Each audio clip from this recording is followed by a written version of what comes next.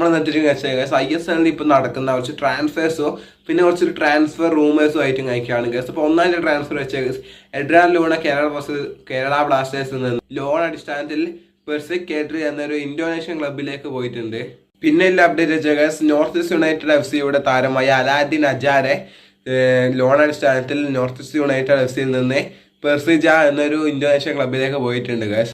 പിന്നെ കേരള ബ്ലാസ്റ്റേഴ്സ് താരമായ Juan റോഡ്രിഗസും club വിട്ടിട്ടുണ്ട്. ഇപ്പൊ താരം വേറെ സ്പെയിൻ ക്ലബിലേക്ക് എന്തോ പോയി എന്നാണ് പറയാൻ കഴിഞ്ഞിരിക്കുന്നത്. പിന്നെ ഉള്ള വെച്ചാൽ മുമ്പ് Odisha FC Mumbai city FC ഒക്കെ കളിച്ച താരമായ ഡിയോഗോ മൗറീഷ്യോ ഇപ്പൊ ക്ലബ്ബ് വിട്ടായിരുന്നു. ഈ കഴിഞ്ഞ സമ്മർ വിൻഡോയില് ഇന്തോനേഷ്യ ക്ലബിലേക്കായിരുന്നു പോയത്. താരം തിരിച്ച് ISLലേക്ക് വരുന്നു എന്നൊരു റൂമർ ഇപ്പം ഇറങ്ങി കളിക്കുന്നുണ്ട്.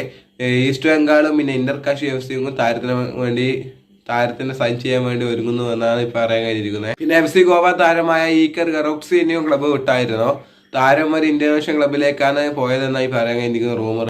ഇപ്പം എല്ലാ പ്ലേയേഴ്സും ഇന്ത്യ വിട്ടിട്ട് ഇപ്പൊ ഇന്തോനേഷ്യൻ ക്ലബ്ബുകളിലേക്കാണ് മൂവ് ചെയ്യുന്നത്. അങ്ങനെ കുറെ പ്ലേയേഴ്സ് ഇന്ത്യൻ സൂപ്പർ ലീഗിൽ കളിച്ച കുറെ പ്ലേയേഴ്സ് ഇപ്പോൾ ഇന്തോനേഷ്യൻ സൂപ്പർ ലീഗിൽ കളിക്കുന്നുണ്ട്. അത് ആരൊക്കെയാണെന്നുള്ള ഡീറ്റെയിൽ വീഡിയോ വേണമെങ്കിൽ താഴെ കമന്റ് ചെയ്യാം. നമുക്ക് വീഡിയോ ഇഷ്ടപ്പെട്ട ചാനൽ സബ്സ്ക്രൈബ് ചെയ്യുക. എന്നും കുറെ ട്രാൻസ്ഫേഴ്സ് നടന്നിട്ടുണ്ട്, ട്രാൻസ്ഫർ റൂമേഴ്സ് നടക്കുന്നുണ്ട്.